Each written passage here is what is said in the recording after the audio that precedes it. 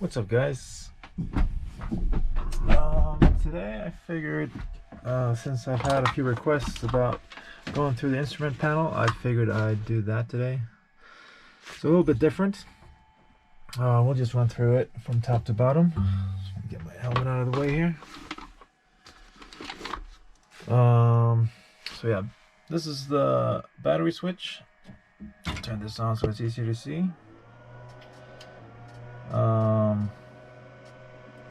These two screens here are called the VMD screens. So this is where you have all your engine and vehicle readouts. So on the top one, you have three parameters: torque, N1 or NG, gas generator, and then the TOT, the exhaust, T4, some people call it. Bottom screen, you have the engine oil, temperature and pressure, and then the U-bus on the battery, and the amperage on the generator. Moving over to the right, you have the NR, the rotor tach, and then the airspeed, and then here you have an altimeter, and you have the millibar setting on the right there. Top, you have the clock and a ELT switch, both on and to test it. This, I believe, is light. If you have the, yeah. So if you turn your landing light on, this will be illuminated. Turn the landing light on here, this switch or this switch. This one is a swivel. So that means it comes out of the belly of the aircraft and you can turn it around. Very helpful for night operations. And then this light here is the with this button. That's for the secondary inlet air intake on the engine, in case the main filter gets clogged. It says GPS not available here now, so if you press continue here, it goes away. This is the main radio. This is the second radio, and then this is the third radio. We don't have three in all, but 3 radios in all aircraft, but we usually always have 2. This also works as a GPS. Yeah, touchscreen.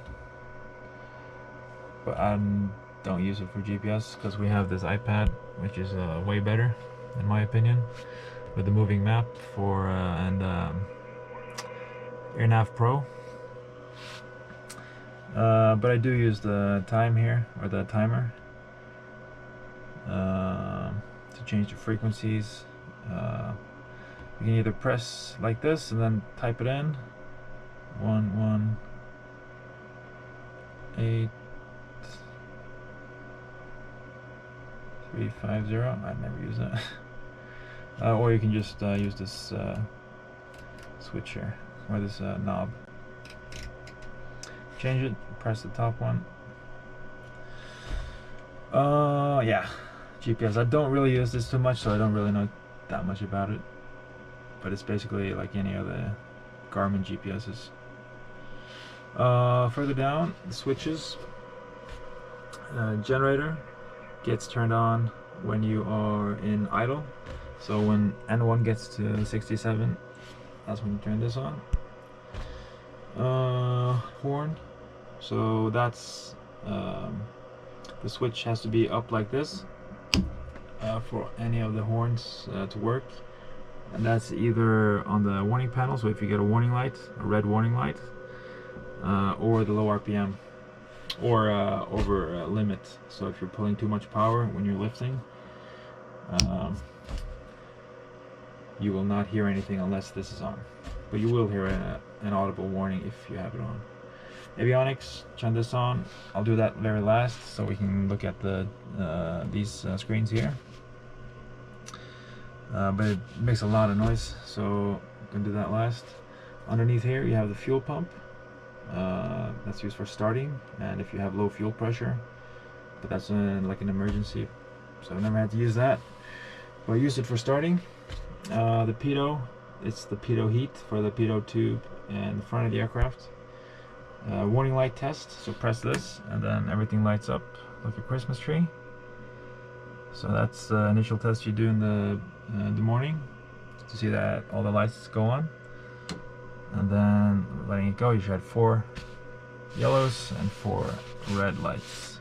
Fire test is by itself, and it goes up in the corner here.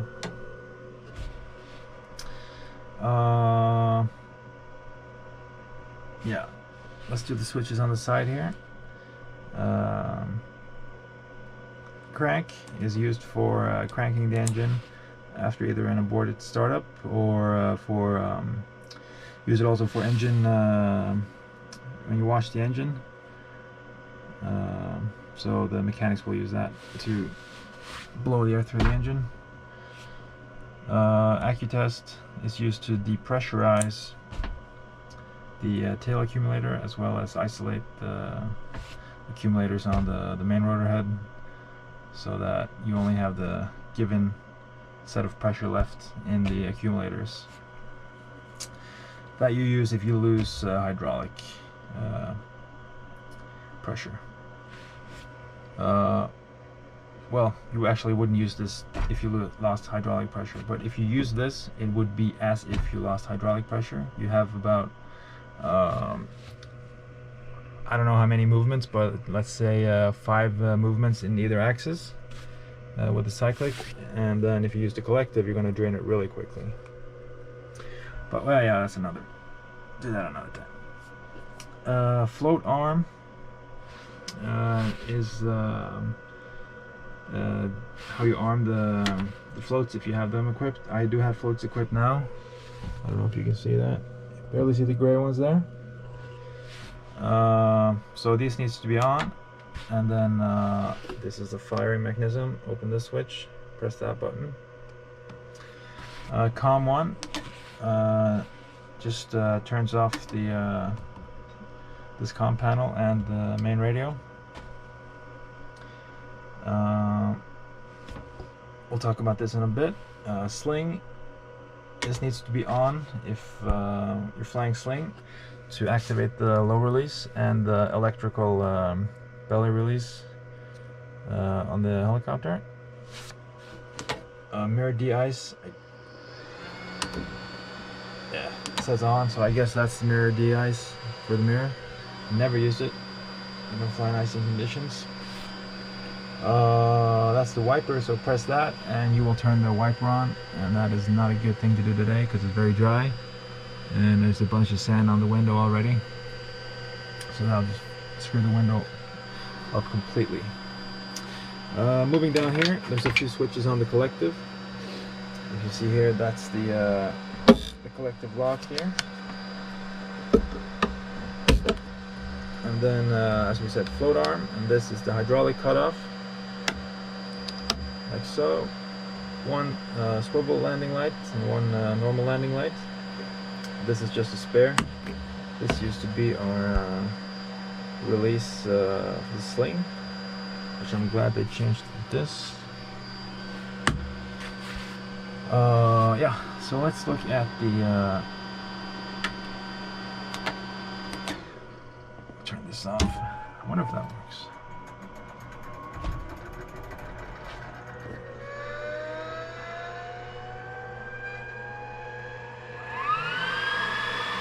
Yeah, that's really, really loud.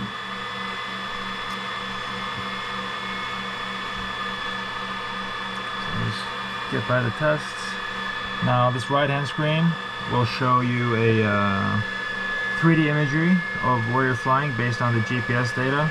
That's just a top-down map. Yeah, there's a bunch of shit to do in here, and to be completely honest, I don't know that much about it.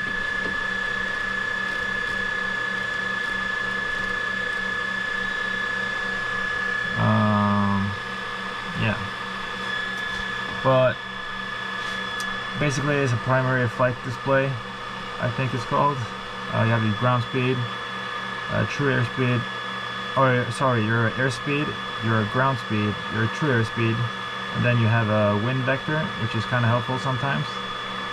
Your directional gyro, or compass basically. Attitude indicator. In the middle you have your altimeter on the right. Then you have your VSI to the bottom right, and then your QNH setting here. So that's something you use all the time. You change the QNH, of course, every day almost. Here, that's the vent switch.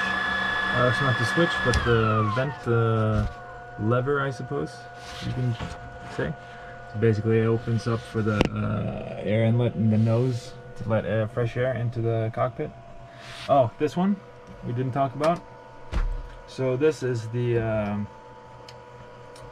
don't actually know the exact name for this, but basically what it does is these buttons where it says COM 1, 2, and 3.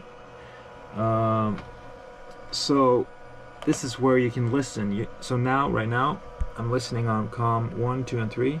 That's COM 1, 2, and 3.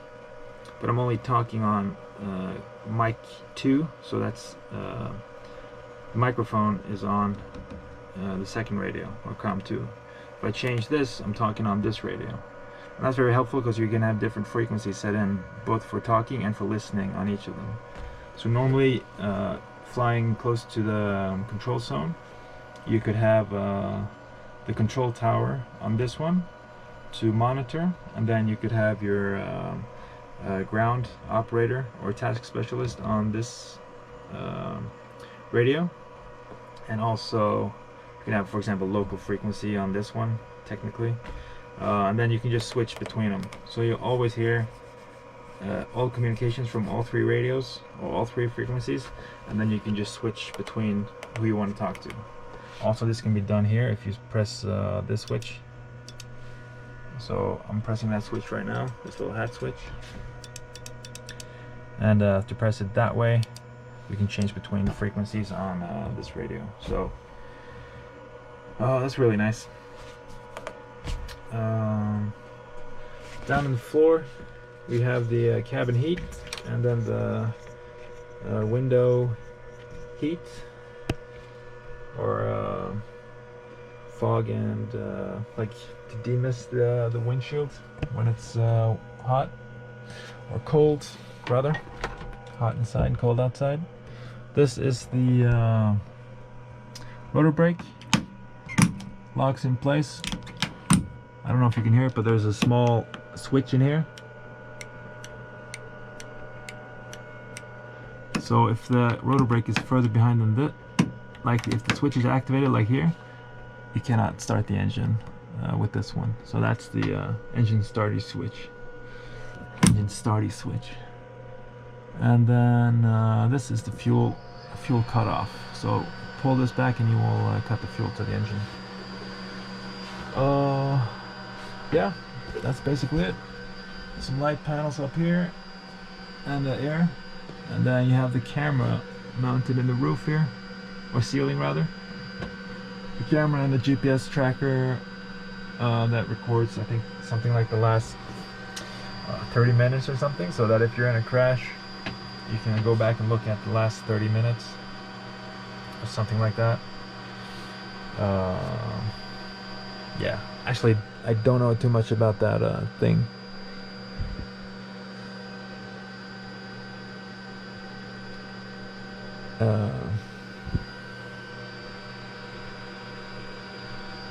Yeah, I think that's about sums up all the instruments. Down here you have some circuit breakers.